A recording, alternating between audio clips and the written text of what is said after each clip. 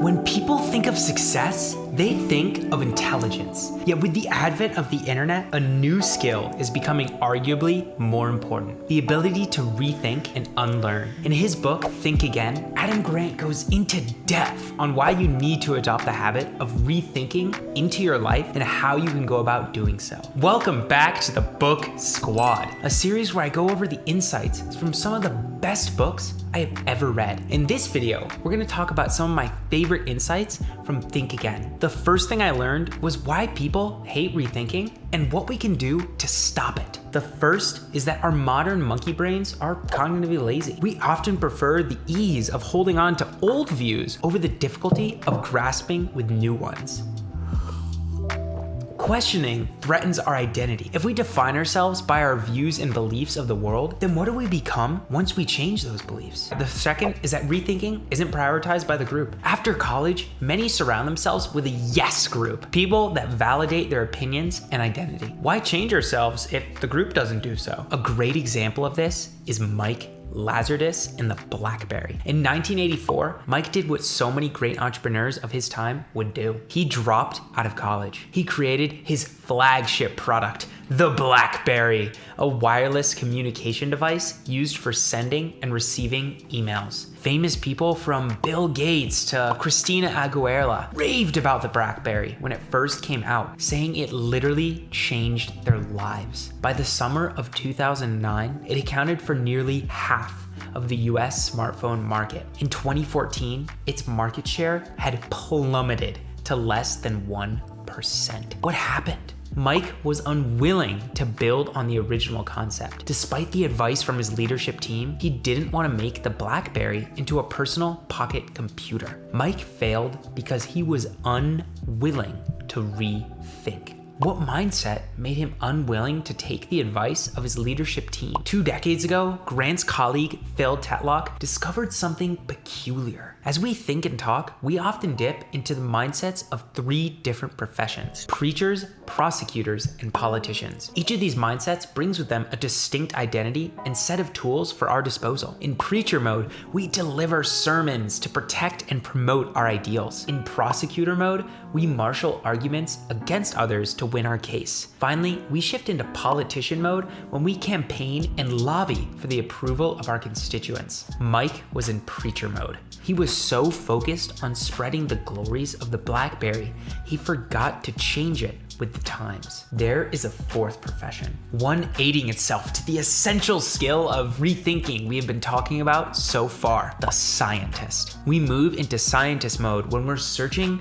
for the truth. We run experiments to test hypotheses and discover knowledge. Thinking like a scientist doesn't only involve rethinking when the case for it comes up. It means actively putting systems in place which will cause you to rethink even when you didn't know you had to rethink. A good rethinker rethinks when the need for it arises. A great rethinker knows there are things they should rethink they don't even know about. This is very similar to Carol Dweck's growth mindset. In her book, Mindset, Dweck defines a fixed and growth mindset. A fixed mindset leads you to stay in your comfort zone because you don't feel the need to go out of your comfort zone or change from the norm. In other words, 90% of the population. A growth mindset, however, comes with believing you truly can become better than you are right now by stepping out of your comfort zone and forcing change. I do this by implementing a weekly review into my life. Every week, I sit down and look at the past week through the lens of a scientist. I look over my past calendar and to-do list to assess shortcomings and schedule future actions and events. I check all of the events I deem important enough to write about. I grow and change out a variety of journal prompts I think will make me critically think about my week. Some of my favorite questions to this day are: what was the happiest event of the week? And what was the best thing I learned? And what can I do better next week? Here are a few of my favorite answers from a past week. This is the week of January 28th, February 4th. When I answered the question, what is the happiest event that happened this week? I talked about running 10 miles with my friend Rob. I found it hilarious that I thought I'd be dying after 3 because I usually run 5Ks, but I got to 3 and I felt great. The second half was pure agony. I appreciate Matt, Max, and Rob for slowing down to compensate for my lack of speed. The second was what the best thing I learned was. I learned I needed to have difficult conversation with a lover before becoming more serious in a relationship. You need to know what chores will be like in the house. You need to know how often they'd like to talk. You need to know their life goals and if they align with yours. The last thing I asked is, what should I do better next week? I should realize I don't have to write in the morning every day. It's a habit I love, but sometimes pressing things come up. As long as I write at some point throughout the day, it's okay. Going back through these questions to make this video is incredibly satisfying. I get to look through my past and reflect on how far I've come. The entire process only takes about 45 minutes and brings an amazing amount of clarity to my next week. Most importantly, this process forces me to rethink things I didn't even know I had to rethink. The question is why the scientist mindset has seemingly disappeared from present day society. With the advent of the internet, it has become easier than ever before to enter echo chambers. An echo chamber is a closed system in which beliefs are amplified or reinforced continuously.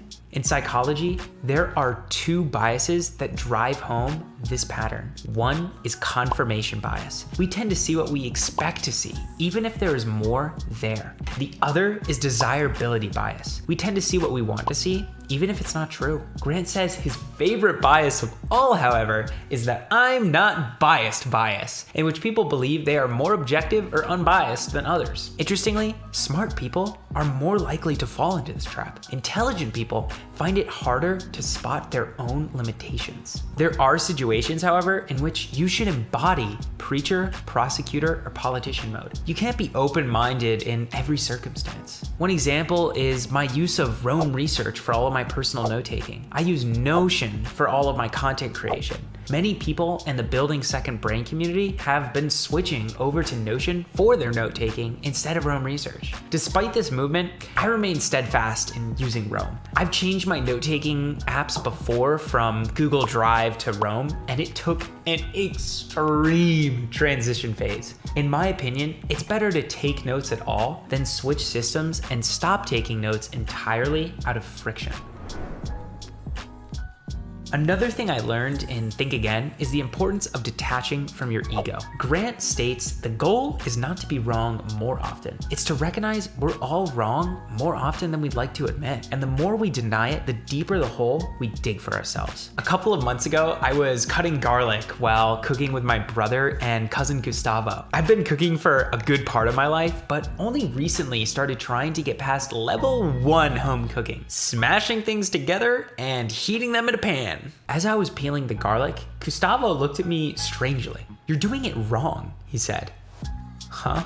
I've been cooking garlic my whole life. He took the garlic and hammered it down with the flat edge of his knife. Then he peeled off the layer of the garlic skin in a matter of seconds. I stood there awestruck. I'd been peeling garlic wrong my entire life. With my process, I probably wasted hours of my life. The issue was solved in a matter of seconds. Instead of getting mad at Gustavo, I thanked him and began to peel the rest of the garlic with a newfound enthusiasm. This is not the normal response. When a core belief is questioned, we tend to shut down rather than open up. This is because of the totalitarian ego. The being that clings to hard-held beliefs because changing would mean losing our sense of identity. To stop this from happening, we need to detach from two things. Detach your present from your past and detach your identity from your opinions. Detaching your present from your past makes you realize you can change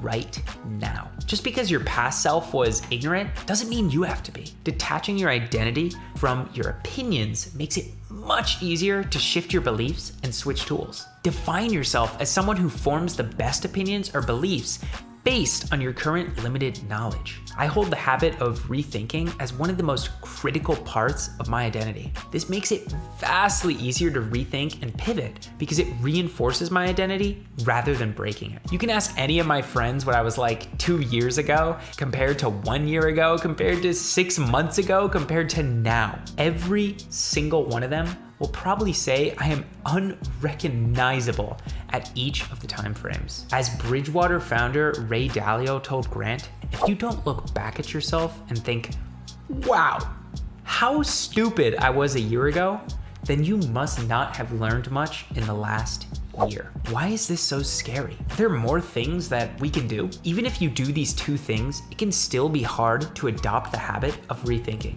At the moment, separating your past self from your current self can be unsettling. Evolving your identity can leave you feeling derailed and disconnected. There are two additional ways I have found helpful to overcome this. In addition to separating your identity from your opinions, think of your identity in terms of what you value rather than what you believe. I and my YouTube team personally value passionate learning, honesty about thoughts, hatred of perfectionism, and gratefulness.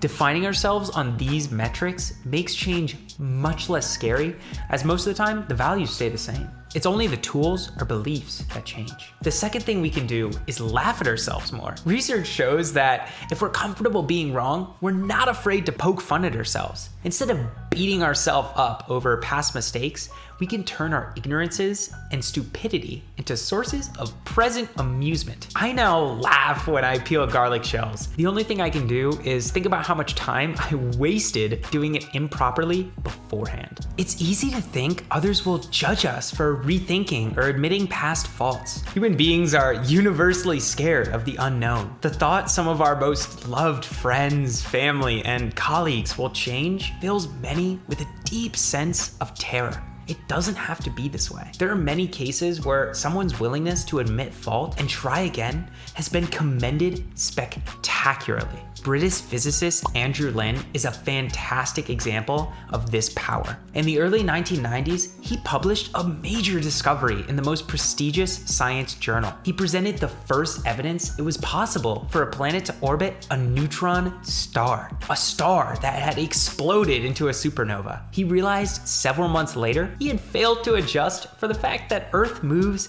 in an elliptical orbit and not a circular one. This, of course, meant that he was embarrassingly, horribly wrong. In front of hundreds of his most trusted colleagues and friends, Andrew walked onto the stage and admitted his tragic mistake. Instead of being berated for his stupidity and ignorance, the room exploded in a standing ovation. One fellow astrophysicist actually called it the most honorable thing he had ever seen. Andrew Lin is not alone. Psychologists find admitting we are wrong doesn't make us look less competent. It's a display of honesty and a willingness to learn. Another thing Think Again really helped me with was reconsidering my life and career plans. Jenny Blake once said that what you can plan is too small for you to live. Grant's least favorite question during childhood was, what do you want to be when you grow up? It seemed like no matter what he said, anybody who asked would never like the answer. He went from an NBA player to an astronaut to a superhero. It never clicked. Like Grant, we all have notions of who we want to be and how we want to lead our lives. It's not only about the careers we'll have.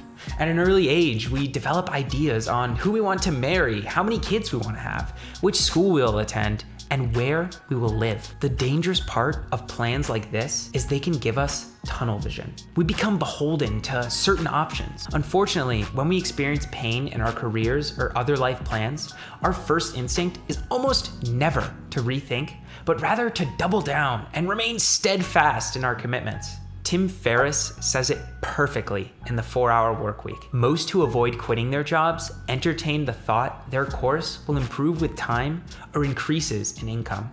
This seems valid and is a tempting hallucination when a job is boring or uninspiring instead of pure hell. Pure hell forces action, but anything less can be endured with enough clever rationalization. This thought pattern has a name: the escalation of commitment. Oftentimes, commitment or grit is seen as an incredibly good trait to have, a combination of passion and perseverance. In lots of cases, it is great to have. When it comes to rethinking, however, grit may have a terrible dark side. Experiments have shown people with grit are more likely to stay committed to a career path they hate. They get stuck to the idea of staying the course. Grit often leads to people developing identity foreclosure. When we close our mind to alternative selves by settling prematurely on a sense of self without due diligence. Unfortunately, this identity foreclosure often begins when we ask kids the question, what do you want to be when you grow up? Michelle Obama wrote she thinks it's one of the most useless questions you can ask a kid. It makes the kid believe growing up is finite, that at some point you become something and it's the end. As said before,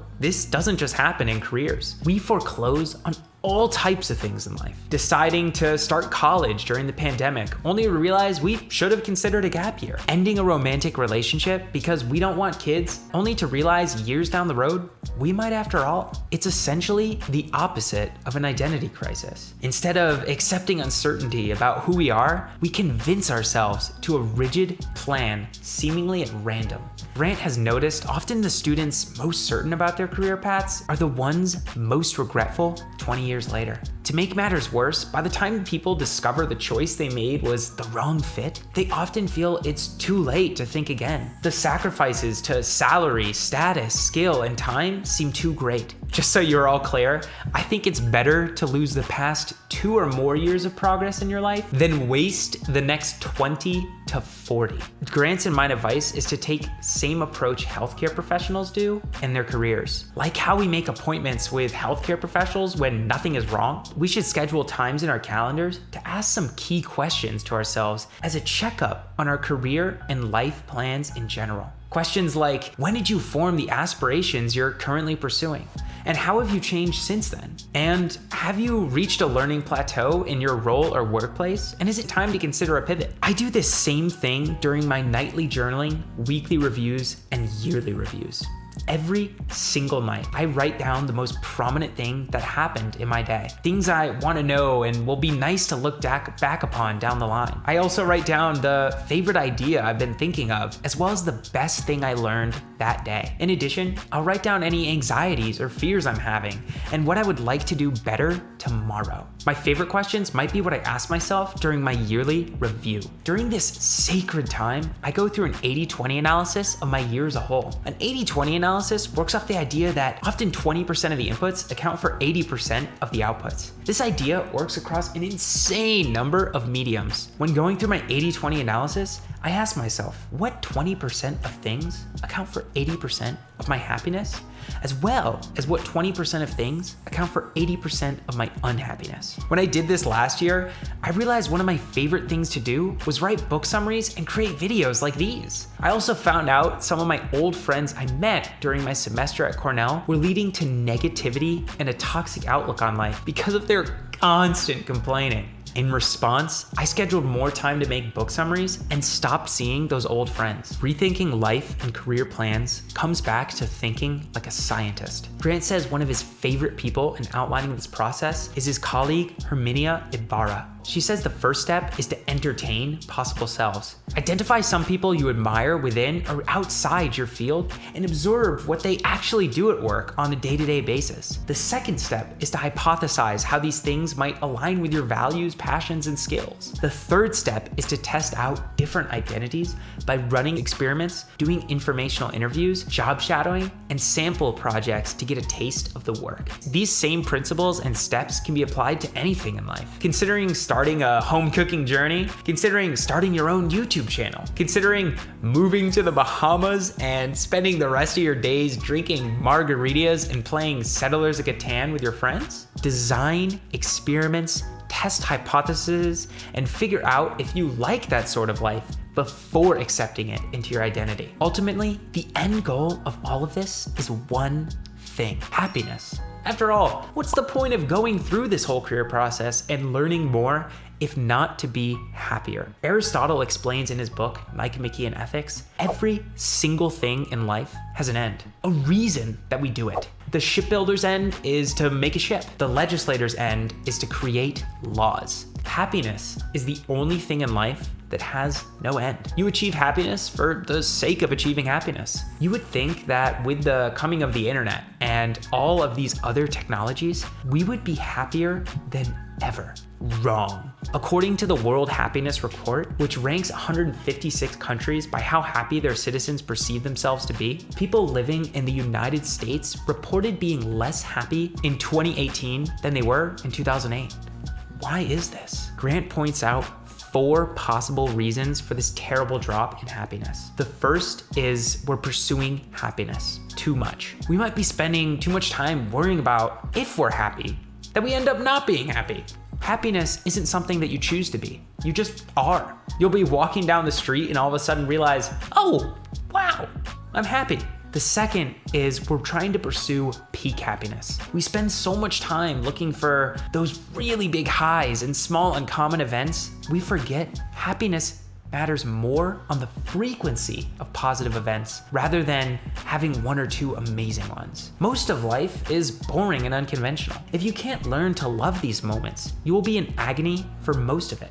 The third is we overemphasize pleasure. In her amazing book, Dopamine Nation, Anna Lemke points out that dopamine works on a positive-negative feedback loop. Whenever we do something too positive, it tips the loop towards the side of negativity. This means pursuing peak pleasure makes it harder to find pleasure in more mundane things. The fourth is individual perception. Western notions of happiness are more individual compared to Eastern notions. We're more likely to ask questions like, what would make me happy? Or what do I have a passion for?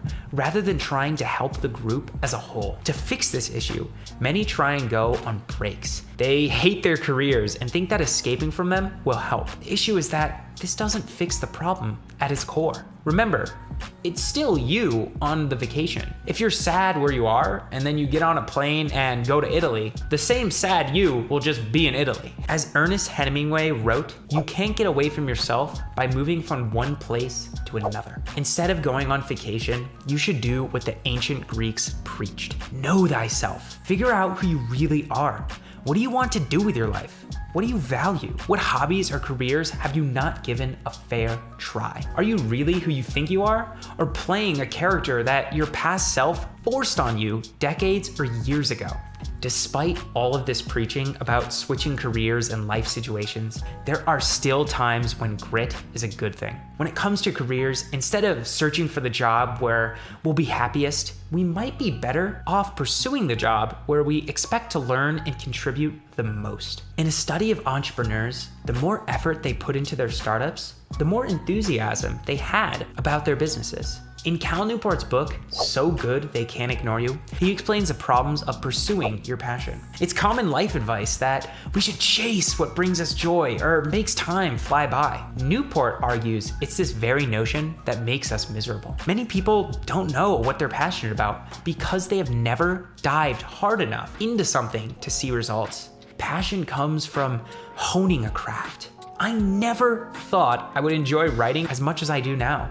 I love it. I love it so much. Ask me a year ago if writing would be one of my favorite pastimes, and I probably would have slapped you. Don't feel bad if you don't know what you want to try out as your next career or life path. Most people around my age are partying and taking drugs to escape from life rather than ask these deep questions. The older we get, the more we search for meaning rather than simple pleasures. Grant and mine's favorite test of meaningful work is to ask, if this job didn't exist, how much worse off would the world be? These questions are all really hard. Remember, at work and life, the best we can do is only plan for what we want to contribute or learn over the next year or two, and stay open to what might come next. Grant adapts an analogy from E.L. Doctorow by saying life is like driving at night in the fog. You can only see as far as your headlights, but you can make the whole trip that way. We don't have to be sure of what we'll do in the next 20 years, 10 years, or even 2 years. Choosing can do more harm than good.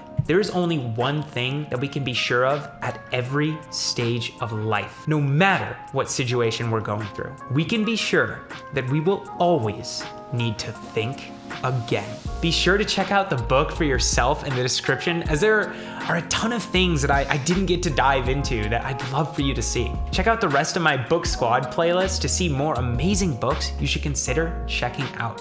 As always, have a fantastic day, and bye-bye.